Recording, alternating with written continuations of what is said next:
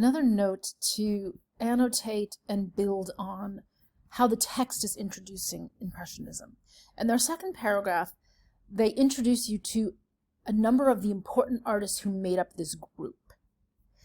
Paul Cézanne, Edgar Degas, Claude Monet, Berthe Morisot, Camille Pissarro, Pierre-Auguste Renoir. There are others too, such as Mary Cassatt. These are particularly important ones who were all working together at the very beginnings when they exhibited together. And they had to come up with a name to exhibit together. The name they chose was the Société Anonyme des Artistes, Peintres, Sculpteurs, Graveurs, etc.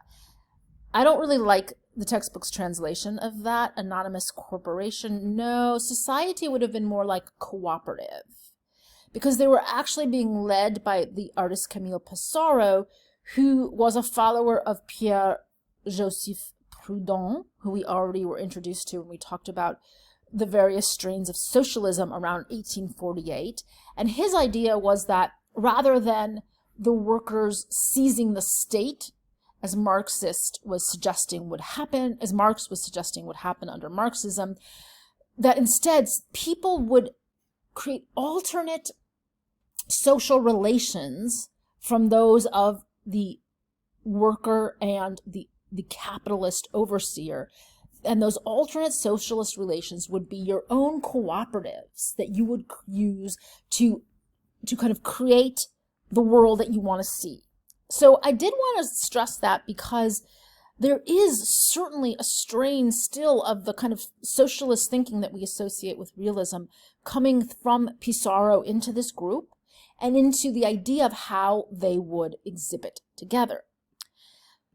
But moving on from that, I want you to think that they're actually exhibiting together in a profoundly new way that's going to be hugely consequential.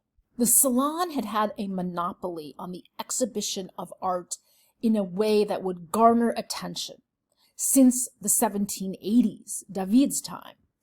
It was Courbet who put through the first rock at that system when he exhibited his own work in his own pavilion of realism in 1855. He did that because the Salon had rejected all his work. He had exhibited previously at the Salon in 1851.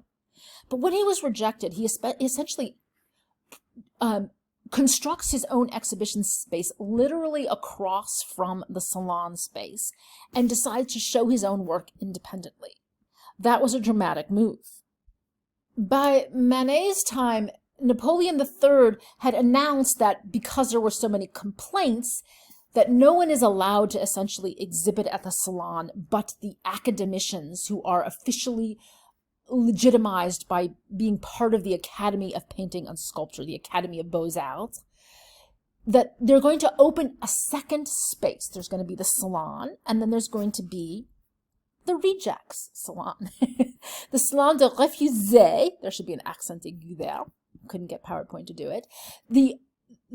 A kind of a space of where artists would exhibit who had been rejected from the Salon. And that is where Manet showed his Luncheon on the Grass in 1863, as well as his Olympia. And with the Salon of the Rejects, the Salon des Refusés, the audience, the general public, came essentially to mock these artists, to laugh at them. But there was a strange result. There might have been so much laughter, mockery, and catcalls that no one could remember, and yet this, of course, made the artists more talked about.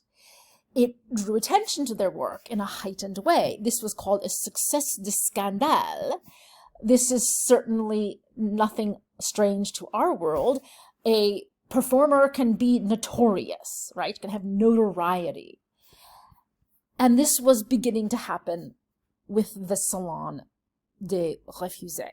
The Impressionists go even further into creating new possibilities of how artists will exhibit as part of their avant-gardism, because they don't even bother with the Salon. They don't care if they're in the Salon des Refusés.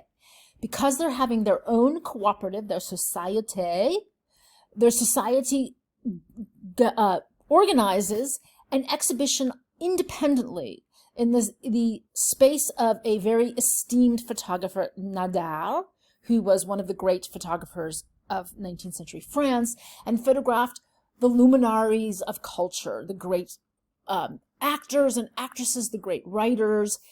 And in his space called an atelier, his sort of studio, his photographic studio, in this building at 35 Boulevard des Capucins, they organized their exhibition without bothering to have any concern for the salon system. This is being independent. This is the idea of painters beginning to feel like they're going to hustle to make their own audience. And it is also the beginnings of what we call the dealer-critic system, where you're going to start to have art dealers independently stage exhibitions in their own dealer spaces, presenting artists to the public without the intermediation of the academy, who are supposed to be the authorities on what's worth looking at. And then critics will respond to those.